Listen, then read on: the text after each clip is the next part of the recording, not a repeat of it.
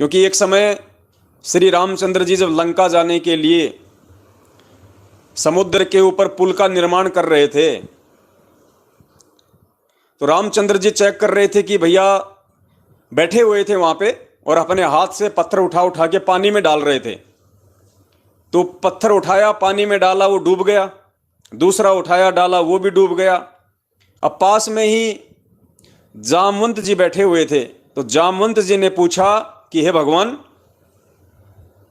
आप जो पत्थर पानी में डाल रहे हो तो डूब रहे हैं। यानी उनको विश्वास था कि रामचंद्र जी पानी में पत्थर डालेंगे तो वो तैरेगा।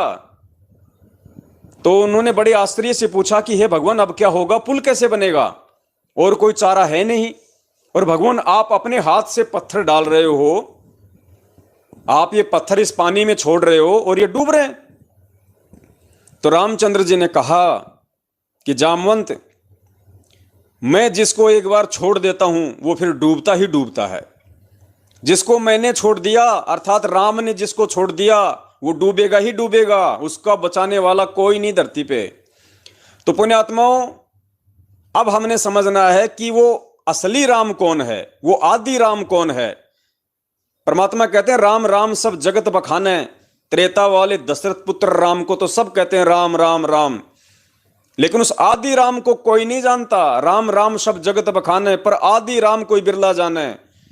वो राम का भी राम, सारी सृष्टि का रचनहार, वो राम कौन है? तो वो राम की पहचान आज आप और हमें हो चुकी है। हमारे पूज्य गुरुदेव जी वो राम हैं, वो कबीर हैं, जो आज सतगुरु रामपाल जी महाराज जी के चोले में धरती पे प्रकट हैं। तो पुण्यात्माओं,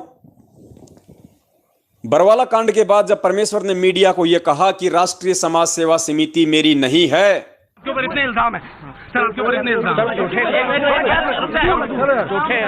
झूठे कैसे हैं आपके ऊपर? आपके गुंडे इतने खड़े थे वहाँ पे, हजारों आदमी हरियाणा पुलिस से। मेरे नीचे राष्ट्रीय समाज सेवा समिति नहीं, तो आपकी समिति है। अरे आप राष्ट्रीय समाज सेवा समिति मतलब सतलोक आश्रम मैनेजमेंट हरियाणा, क्योंकि इन्हीं लोगों ने आश्रम में एक समिति बनाई थी और यही लोग उसके मेंबर थे। तो चाहे उसे सतलोक आश्रम हरियाणा कहो, चाहे उसे राष्ट्रीय समाज सेवा समिति कहो, एक ही बात है। और गुरुदेव ने स्पष्ट रूप से कह दिया कि राष्ट्रीय समाज सेवा समिति मेरी नहीं है। अर्थात उस आदि राम ने उस समिति को, इस मैनेजमेंट को, इन स्टेट कोऑर्डिनेटरों को, अपने कलयुगी परिवार वालों को छोड़ दिया। ये शब्द कह के पूज्य गुरुदेव जी ने उनको छोड़ दिया, उनको त्याग दिया। और भैया, जब ये आदि राम किसी को छोड़ दे तो पुण्यात्माओं फिर वो डूबेगा ही डूबेगा, उसको बचाने वाला धरती पे फिर कोई दूसरा नहीं है। तो इनका तो जितना जल्दी आप साथ छोड़ दोगे उतना फायदा है। तो जब गुरुदेव ने इनको छोड़ दिया, ये डूब चुके हैं, तो पुण्यात्माओं इनके पास कहां पे गुरुदेव का असली चरणामृत होगा, कहां इनके पास में गुरुदेव जी का असली प्रसाद होगा। तो इस विषय पे अगर समय बचा तो हम बाद में बात करेंगे। पहले ये जो पीला पर्चा है, अब हम इसके ऊपर चलते हैं।